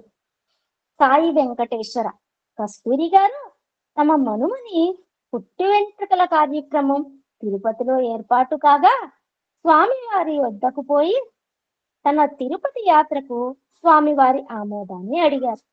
స్వామి నవ్వుతూ, ఓ తిరుపతిలో ఉన్నది మాత్రం ఎవరనుకున్నావు అన్నారు. ఆమోదం దొరికింది కదా అని కుటుంబంతో సహా తిరుపతికి పోయిన కస్తూరి గారికి మూల విరాట్ స్థానంలో నవ్వుతూ ఆహ్వానిస్తున్న స్వామిని చూచి నిశ్చేష్లయ్యారు. అందరికీ వెంకటేశ్వర స్వామి విగ్రహం కాను, వీరొక్కరికి మాత్రం సాయి వెంకటేశ్వర స్వామి గాను స్వామి ఇచ్చిన ఆ దర్శనం అపూర్వం. ఇదే మాదిరి ఇంకొకసారి రంగనాథ స్వామిగా కూడా దర్శనం ఇచ్చారు. ప్రకృతి రూప సాయి ఇంకొక సందర్భంలో కస్తూరి గారికి గంగా పూజ జరుపుతుండగా ఆ గంగా ప్రవాహం అందులో కదలాడుతున్న దీప సమూహంతో స్వామిమయంగా దర్శనమైంది. వీటన్నింటిలో స్వామి తెలియపరుచుకున్న సత్యం సర్వదేవతా పూజలు అందుకునేది స్వామియే, సర్వస్థానాలలో ఉన్నది స్వామియే అన్న దృఢ నమ్మకాన్ని వృద్ధి చేసుకోవటం భక్తుల కర్తవ్యం అన్న అంశం. స్వామి విరూపాక్ష. స్వామి బాల్యంలో అన్నగారి కుటుంబ సభ్యులకు హంపీలో 19/10/1947 నాడు తానే విరూపాక్షులు అన్న అనుభవం ఇచ్చారు. ఆలయంలోని విరూపాక్షుని దగ్గర బాలసాయిని చూచిన స్వామి అన్నగారు, ఈ పిల్లవాడు గర్భగుడిలోనికి పోయాడే అని కోపం, నిస్సహాయత మిశ్రమం కాగా గుడి బయటికి వచ్చినప్పుడు తన తమ్ముడైన సాయిని ప్రహరీ గోడ వద్ద కూడా చూచి ఆశ్చర్యపోయాడు. లింగోద్భవకర సాయి. శివరాత్రి నాటి స్వామి దర్శనం కైలాసంలోని శివ దర్శనం అని భక్తుల నమ్మిక. ఆనాటి ప్రత్యేకత స్వామి నుండి వెలువడే ఆత్మలింగ దర్శనం. ప్రతి సంవత్సరం స్వామి గర్భం నుండి నోటి ద్వారా వెలువడే ఈ అపూర్వ సంఘటన చూచేందుకు లక్షల సంఖ్యలో భక్తులు రావటం, దానివల్ల కొంతమందికి అసౌకర్యం కలగటాన్ని ఒక ఆలంబనగా తీసుకొని 1976లో అందరి సమక్షంలో జరిపే లింగోద్భవ కార్యక్రమాన్ని ఆపివేశారు. ఇది లింగోద్భవం అనటం కాదు, సృష్టి స్థితి లయాలకు చిహ్నమైన ఈ లింగోద్భవ ఘటన లిం లియతే గం గమ్యతే అనగా సర్వాన్ని తనలో లీనం చేసుకుని అందరికీ గమ్యం అయినది లింగము. నిరాకార సాకారాలకు మధ్యస్థ స్థితి. అత్యంత అమోఘమైన సంఘటన. ఎన్నో రకాల అపూర్వ లింగాలు స్వామి నుండి వెలువడనున్నాయి. హిమాలయ లింగాలు మొదలు 10 అంగుళాల చుట్టుకొలచగల ముక్తిదాయకమైన ఆత్మలింగముల వరకు ఎన్నో స్వామి నుండి వెలువడినాయి. కొన్ని భక్తులకు ఇవ్వబడినవి. అట్టి లింగాలు వారి వారి అర్చనల్లో ఉన్నాయి నేటికి. ఈ విధంగా తమకు లింగానికి గల అభేదతను వ్యక్తం చేశారు స్వామి. సాయి శంకర. ఒక శివరాత్రి నాడు ఒక ఫోటోగ్రాఫరు స్వామి ఫోటో తీయగా తలపైన గంగ, ముఖంలో త్రినేత్రము, కంఠంలో నాగాభరణంతో గల సాయి శంకర రూపుతో గల ఫోటో ప్రింట్ వెలువడింది. గంగాధర సాయి.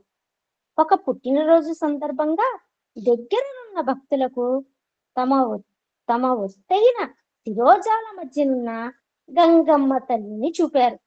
అందులో నుండి పెళ్ళుబిగిన గంగాజలం చుట్టుప్రక్కల వారిని పావనం చేసింది. సాయి దత్త. ఒకసారి స్వామి తమ విద్యార్థులు కొంతమంది భక్తులతో సహా కలిసి పుట్టపర్తి నుండి బెంగుళూరుకు పోతున్నప్పుడు జరిగిన సంఘటన ఇది. మార్గ మధ్యంలో కార్లు ఆపి అల్పాహారం తీసుకుంటున్నారు విద్యార్థులు. ఒక విద్యార్థి ఫోటోకే స్వామి అనుమతి వేడాడు. స్వామి అనుమతించారు. అప్పుడు స్వామి ముందున్న అడ్డు తొలగించటానికి స్వామికి అత్యంత సమీపానికి వచ్చే ప్రయత్నం ఒక భక్తురాలు చేయగా స్వామి అవకాశం ఇవ్వలేదు. దానికి ఆమె మనసులో కొంత నొచ్చుకున్నది.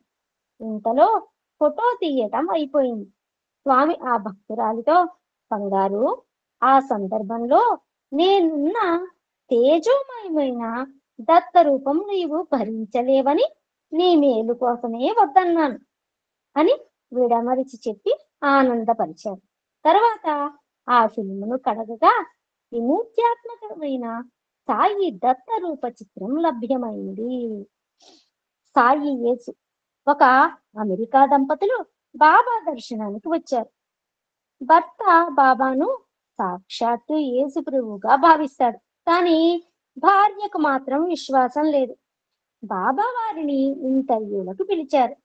ఆ ఇంటర్వ్యూలో వారు బాబాను ఫోటో తీశారు.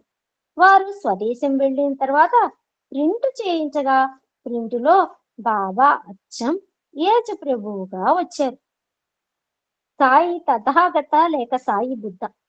జపాన్కు చెందిన ఒక ప్రముఖ శాస్త్రవేత్త సాయి సమక్షానికి ఒకసారి వచ్చారు. ఆయన వయసులో స్వామి కన్నా పెద్దవాడు. స్వామి అతన్ని ఆశీర్వదించి గుండెకాయ రూపుగల ఒక లాకెట్ ను సృష్టించి అతనికి చూపారు. ఆశ్చర్యపోతున్న అతనితో ఇది ఎవరిదో తెలుసునా అని అడిగి తామే సమాధానంగా, నీవు చలనరహితమైన గుండెతో పుట్టినప్పుడు నీ తండ్రి నిన్ను నా పాదాల వద్ద, అంటే తథాగతుని పాదాల వద్ద ఉంచి ప్రార్థించాడు. అతని ప్రార్థనలకు కరుణించి నీ గుండెలో స్పందన కలిగించి నిన్ను జీవితుడిని చేశాను అన్నారు. ఈ సత్యం అతనికి, అతని కుటుంబ సభ్యులకు తప్ప ఇతరులకు తెలియదు. పైగా అతని వయసు స్వామి వయస్సు కన్నా ఎక్కువ.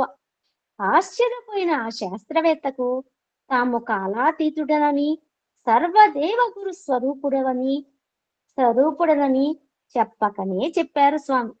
తన్మయుడే అతడు స్వామికి పాదాక్రాంతుడైనాడు.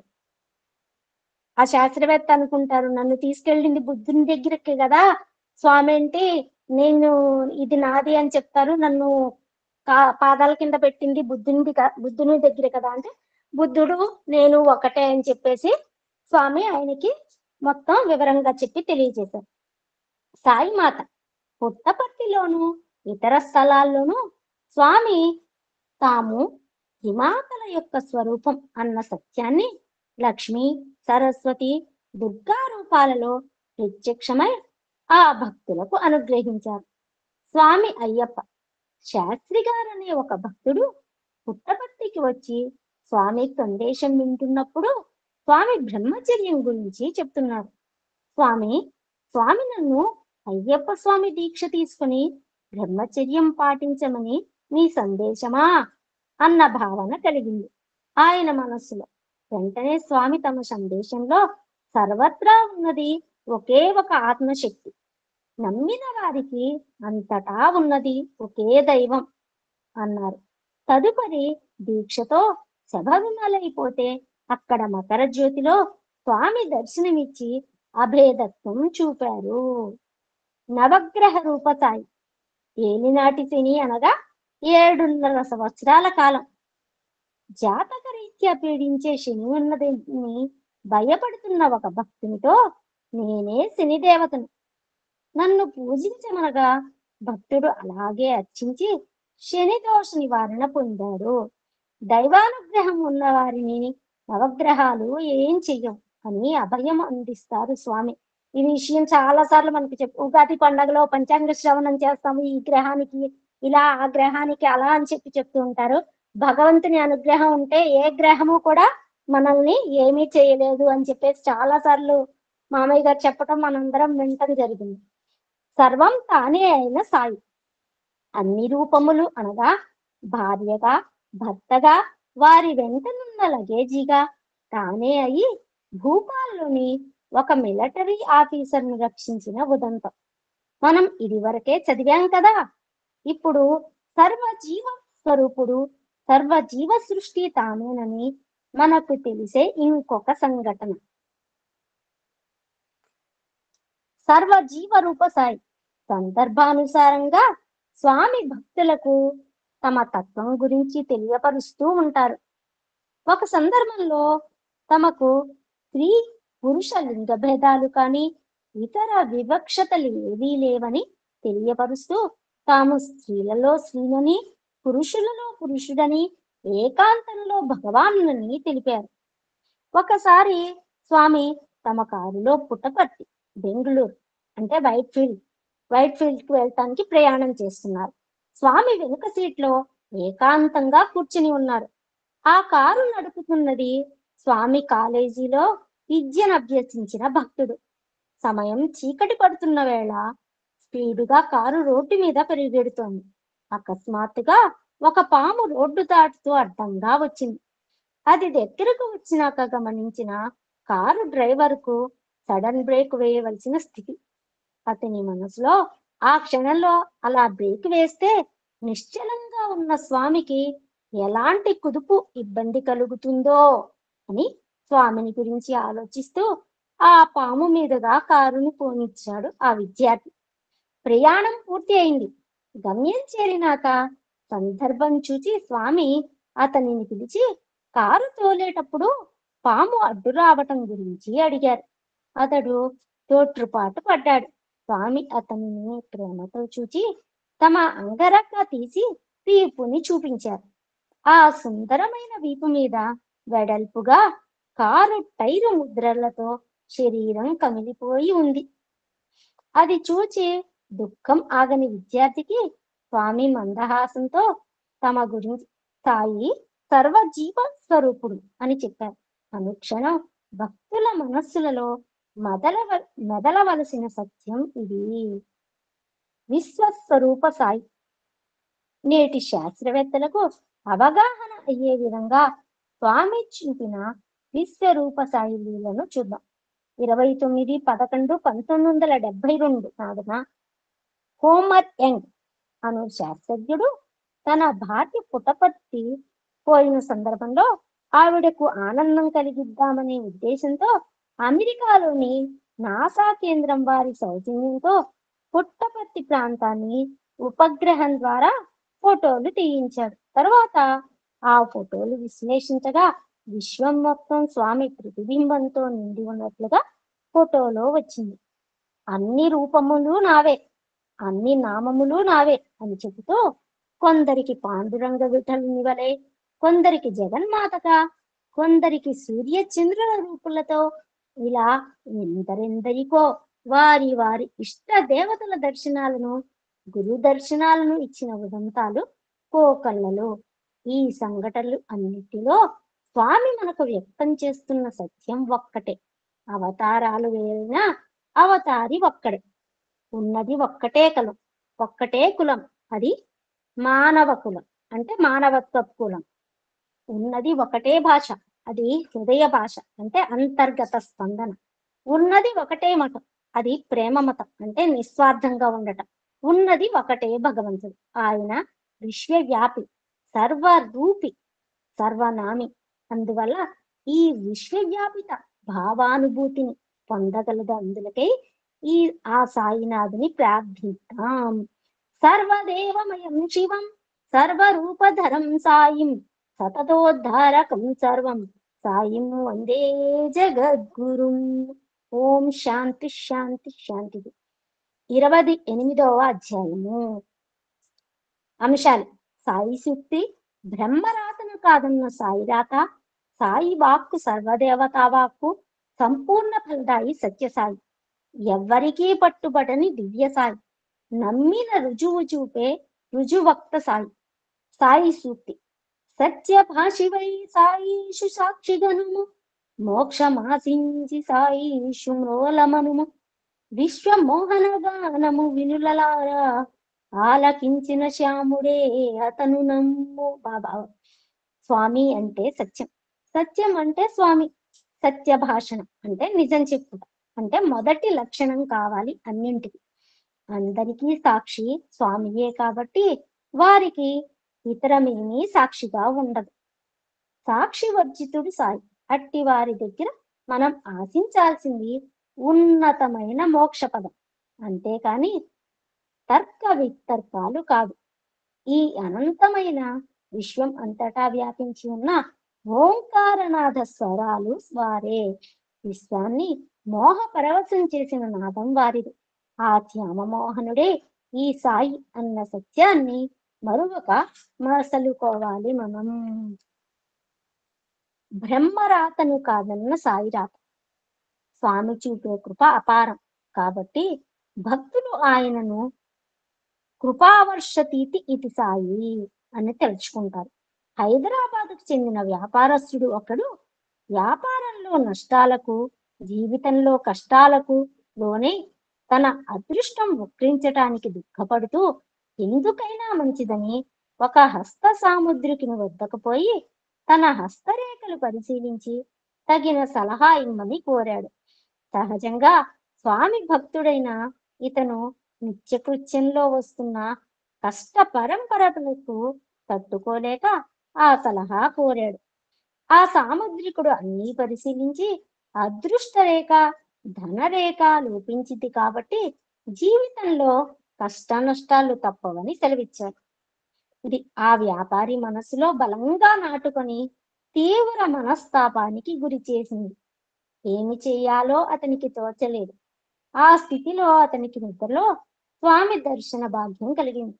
స్వామి ఇతన్ని పరామర్శించి అదృష్టరేఖ లోపించిందా అని అడుగుతూ అతని చేతిని తమ చేతిలోనికి తీసుకొని ఒక కత్తి తీసుకొని చేతిలోని అదృష్టరేఖను తీర్చిదిద్దారు. కళ అయిపోయింది. ప్రొద్దున నిద్రలేచిన వ్యాపారికి చేతిలో స్పష్టంగా ధనరేఖ అంటే అదృష్టరేఖ కనపడటం ఆశ్చర్యం కలిగింది. ఇది స్వామి చేసిన తమాషా ఏమో అని భావించాడు. అతను మొదట్లో కాలక్రమాన తెలిసి వచ్చింది అది అత్యంత సత్యమైన సాయి మహిమ అని. అతను పట్టిందల్లా బంగారమై అనంతమైన ధనాన్ని సంపాదించాడు. తమనే నమ్మిన వాని నుదిటి రేఖ మార్చడం సాయి బ్రహ్మకు క్రొత్త కాదు కదా. కలలో కూడా స్వామి మనకు అలా చేస్తారు అని చెప్పి తెలియచేశారు. సాయి వాక్కు సర్వదేవతల వాక్కు. సాయి వాక్కు అమోఘం, ఆచరణీయం, అనుల్లంఘనీయం అంటే ఎవరికి దాటడానికి శక్యం కానిది. భక్తునికి సరి అయిన అవగాహన కావాలి, ఓర్పు కావాలి. అయితే సరిగ్గా అర్థం చేసుకోగల అందులకు స్వామినే ప్రార్థించాలి. అలాంటి ఆ వాక్కుల లీలలు పరిశీలిద్దాం. ఒక భక్తుడు తన కుమార్తె వివాహం గురించి ఆందోళన పడుతూ స్వామిని ఆశ్రయించాడు. స్వామి అతని కోరిక మన్నించి శ్రావణ మాసంలో వివాహం అవుతుంది అన్నారు. అతను సంతృప్తితో ఇంటికి వచ్చి వచ్చే శ్రావణ మాసంలోనే వివాహం అవుతుంది కదా అని నిశ్చింతగా గడిపాడు. శ్రావణం వచ్చింది, వెళ్ళింది, వివాహం కాలేదు. ఇతను నిస్పృహతో స్వామి మాట పొల్లిపోయిందే అని భావించటం మొదలుపెట్టాడు. కాలం గడిచింది. 2 శ్రావణాలు వెళ్ళిపోయాయి. అతనికి స్వామిపై నమ్మకం సడలటం మొదలైంది. ఇంతలో 3వ సంవత్సరంలో శ్రావణం రావటం, ఆ నెలలోనే వివాహం జరగటం అయింది. ఇది జరిగాక స్వామి అతనితో శ్రావణ మాసం అంటే ఏ సంవత్సరం శ్రావణమో తెలిసిందా అని అవసరమైన ధైర్యాన్ని తమ సంభాషణ ద్వారా అందించి కాగల కార్యాన్ని యథావిధిగా జరిపించారు. సంపూర్ణ ఫలదాయి సత్యసాయి. తెలంగాణ ప్రాంతం నుండి ఒక దంపతులు స్వామిని ఆశ్రయించి తమకు పుత్ర సంతానం అనుగ్రహింపమని వేడారు. స్వామి ఆ భక్తురాలికి ఒక యాపిల్ పండు ఇచ్చి తినమన్నారు. ఆమె ఆ ఆపిల్ పండును సంతోషంగా భర్తకు చూపించింది. దానిపై ఎలుక కొరికినట్లుగా 2 చోట్ల పండ్ల గుర్తులు ఉన్నాయి. వారికి అనుమానం వచ్చింది. అసంపూర్ణ ఫలం వల్ల అవయవ లోపంతో శిశువు జన్మించుతాడేమో అని కానీ స్వామి ఇచ్చిన ఫలం కాబట్టి ఏమీ అనలేక ఊరుకున్నారు. సర్వాంతర్యామి అయిన స్వామికి తెలియనిది ఏముంది? వారు స్వయంగా భక్తుని వద్దకు వచ్చి నిర్భయంగా ఉండు, ఏం భయం లేదు, నీ బిడ్డకు పుట్టగానే 2 పండ్లు కూడా ఉంటాయి అన్నారు. స్వామి మాట యథార్థమైంది. ఆమె ఒక మగ శిశువుకు 2 పండ్లతో ఉన్న శిశువును జన్మనిచ్చింది. స్వామి మాట అంటే సర్వదేవతల మాట కదా మరి. ఎవరికి పట్టుబడని సాయి. స్వామి సంకల్పం ప్రకారం విశ్వం భ్రమిస్తుంది. అందువల్ల ఏదో విధంగా తెలివితేటలతో వారిని బద్ధుడిని చేయాలంటే అది అసాధ్యమైన విషయం. సాయి మాటలకు చెందిన అటువంటి ఒక సంఘటన చూద్దాం. ఒకసారి స్వామి తమ కేరళ రాష్ట్ర పర్యటన సందర్భంగా ఎర్నాకుళం వచ్చారు. అక్కడ తమ దివ్య సందేశాన్ని అందించారు. స్వామి ఎవరి మనస్సును నొప్పించరు. సందేశం చివరలో స్వామి వెళ్ళిపోతారని బాధపడుతున్న భక్తులను ఉద్దేశించి మళ్ళీ వస్తాను అన్నారు. ఈ సందేశాన్ని మొత్తం రికార్డు చేసుకున్నారు అక్కడి వారు. స్వామి మాటలను మలయాళంలోకి అనువదించటం జరిగింది. అది కూడా టేప్ రికార్డులో రికార్డ్ అయింది. మురళీధరన్ అనే భక్తుడు స్వామిని ఇంకొకసారి ఆహ్వానించి రప్పించుకోవటానికి ఇది చక్కటి అవకాశం కాబట్టి స్వామికి ఈ టేపు వినిపించి మాట తప్పని స్వామిని మరి ఒకసారి రమ్మని ప్రార్థిద్దాం అని నిర్ణయించుకొని తోటి 60 మంది భక్తులతో చెప్పి వారి ఆమోదం పొందిన తర్వాత స్వామి వద్దకు పోయి ఆ మాట విన్నవించుకున్నాడు. స్వామి అమాయకంగా అలాగా, ఏది ఆ టేపు విందాం అన్నారు. ఆ టేపు వింటే అందులోని స్వామి సందేశం అంతా ఉంది. మళ్ళీ వస్తానా అన్న మాట తప్ప. ఆశ్చర్యపోయి నమస్కరించి తిరిగి వచ్చేశారు వారు.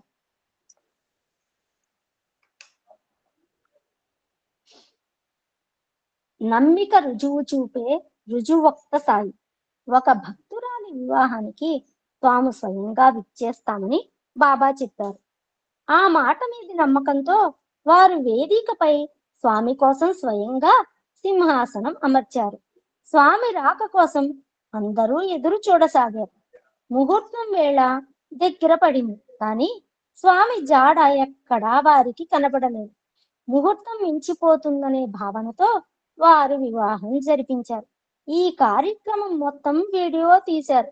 తరువాత వివాహ వేడుకల వీడియో క్యాసెట్ ప్లే చేసి చూస్తున్నప్పుడు స్పష్టంగా పెళ్లి కూతురి ప్రక్కనే స్వామి నిలబడి తమ ఆశీర్వచనం అందిస్తున్న ఘటన వీడియోలో రికార్డ్ అయి వచ్చింది. అది చూసి అందరూ ఆనంద బాష్పాలతో తబ్బిబ్బైనారు. కాబట్టి స్వామి మాట అంటే మాటే. స్వామి మాటలను చేతలను మనం చర్మ చక్షువులతో చూచి అల్పబుద్ధితో విచారించి నిర్ణయించకూడదు. అవి సామాన్య బుద్ధి జ్ఞానాలకు అతీతము. స్వామి వచ్చినట్లు గుర్తుగా కొందరి ఇంట్లలో పాదముద్రలు రావటం, సింహాసనంలో పరిచిన వస్త్రములు కూర్చుని లేచినట్లుగా చెదిరిపోయి ఉండటం మొదలైనవి భక్తులకు అనుభవములే. సాయి అంటే ఓయి అని పలికే దయాసాగరుడు సాయి. భౌతికంగా భక్తిలో ఉంటూ సప్త సముద్రాల ఆవలనున్న విదేశీయులకు కూడా దర్శన స్పర్శన సంభాషణాదులను నిగ్రహిస్తూ వారి సందేహాలను తీర్చుచూ అవసరమైన సందేశాలు ఇస్తూ వారి ఆధ్యాత్మికోన్నతికి బాటలు వేస్తున్నారు.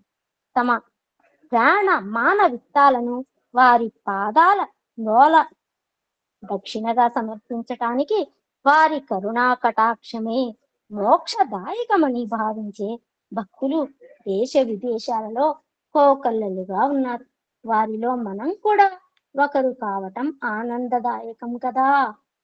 శ్లోకం: విశ్వవ్యాపిత భక్తంచ సర్వవ్యాప్తి శక్తిదం సతతోద్ధారకం ముందే సర్వం సాయం వందే జగద్గురు. ఓం శాంతి శాంతి శాంతి. 29వ అధ్యాయం. అంశాలు: సాయి సూక్తి, సాయి దర్శనం, సర్వదేవ దర్శనం, స్వామి దర్శన విధానం. సాయి సూక్తి: సూక్ష్మమైనట్టి అణువున సూక్ష్మమగుచు మేటి వస్తువునందున మేటి ఎగుచు అంతటను సర్వసాక్షి ఎలరునట్టి ఆత్మయే బ్రహ్మ, బ్రహ్మయే ఆత్మయగును. బాబా: ఆత్మ పదార్థం మనం ఊహించగలిగిన లేక పొందగలిగిన అతి సూక్ష్మ కణము కన్నా సూక్ష్మమైనది. అదే మాదిరి అత్యంత మహోత్తరమైన దానికన్నా కూడా మహత్తరమైనది కూడా, అనగా విశ్వమంతా వ్యాప్తి అయి ఉన్నది ఈ శక్తియే. సర్వానికి తానే సాక్షి అయి ఉంటుంది. భగవంతునికి ఎవరు సాక్షి కారు. ఆ శక్తినే వ్యక్తిలో లేదా వస్తువులో వ్యక్తమైనప్పుడు వ్యక్తాత్మ అంటాం. విశ్వవ్యాపిత ఆత్మతత్వాన్ని బ్రహ్మం అంటాం. ఆ ఇరువురు వేరు కాదు, ఒకటే సుమ. ఉదాహరణకు సముద్రం అనేది విశ్వాత్మ అయితే ఆ సముద్ర జలాన్ని ఒక కుండ నిండా పట్టినప్పుడు ఆ కుండలోని సముద్ర జలం వ్యక్తాత్మ అనవచ్చు. అది సత్యసాయి లాంటి అవతారమూర్తులలో దర్శనం ఇచ్చే శుద్ధాత్మ తత్వం. సత్యసాయి అలాంటి ఆత్మస్వరూపం అయితే మన బోటి వారి స్థితి ఏమిటి అన్న ప్రశ్న ఉదయిస్తుంది. స్వామి కూడా అంటూ ఉంటారు, మీరు కూడా భగవత్ స్వరూపులే, కానీ మీకు ఆ విషయం తెలియదు అని. దీనికి ఉదాహరణగా ఆ కుండలోని సముద్ర జలంలో ఇతర మలినాలు అంటే కామ, క్రోధ, లోభ, మోహ, మద, ఆశ్చర్యాది గుణాలతోనూ లేక గుణత్రయ భావనతోనూ ఈషణత్రయాలతోనూ కలిసి ఉన్నాయనుకుంటే ఆ స్థితి మామూలు మానవ స్థితి. మానవుని యొక్క గుణత్రయాలు, అరిషడ్ వర్గాలు వీటి గురించి తెలియజేస్తున్నారు. స్వామి దర్శన స్పర్శన సంభాషణల వల్ల వారిని అనుసరించటం వల్ల ఇది క్రమంగా బలని కోల్పోయి తాను పూర్ణ ఆత్మస్వరూపుడు అన్న అనుభూతిని పొందే స్థితి లభ్యం అవుతుంది. సాయి దర్శనం సర్వదేవ దర్శనం. స్వామి సాక్షాత్తు భగవంతుడు కాబట్టి దేవతలు కూడా అఖిలాండ కోటి బ్రహ్మాండ నాయకుడైన బాబా దర్శనానికి వచ్చేవారు. బాల్యంలో తాము సృష్టించిన పదార్థాలు ఎక్కడివి అని అడిగితే తమ ఇంటి అంటే ఇంట్లో తమ ఇంటి శక్తి ఇస్తున్నట్లు చెప్పేవారు. దేవదేవుని దేవతలు పూజించటం సహజమే కదా. షిరిడి బాబా భక్తురాలైన గాలి శారదాదేవి అంటే పెద్ద బొట్టు గారు పుట్టపర్తిలో షిరిడి సాయినే సత్యసాయిగా అవతరించారని తెలుసుకొని స్వామి సన్నిధికి చేరుకుంది. ఆమె ప్రతిరోజు కొండపైన ఉన్న వటవృక్షం కింద జపం చేసుకునేది.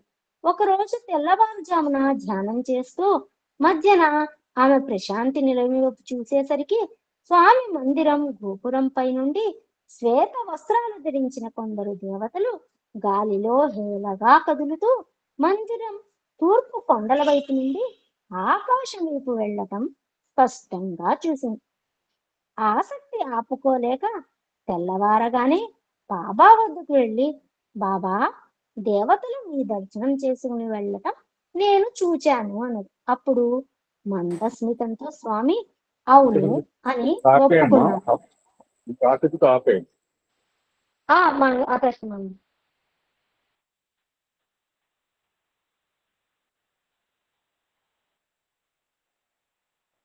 నాకు ఈ అవకాశాన్ని ఇచ్చిన లక్ష్మీనారాయణ మామయ్య గారికి, నాకు ఈ అనుగ్రహాన్ని ప్రసాదించిన స్వామికి హృదయపూర్వక ప్రణామములు తెలుపుకుంటూ ఇప్పటిదాకా విన్న శ్రోతలందరికీ, సాధకులందరికీ సాయిరాం.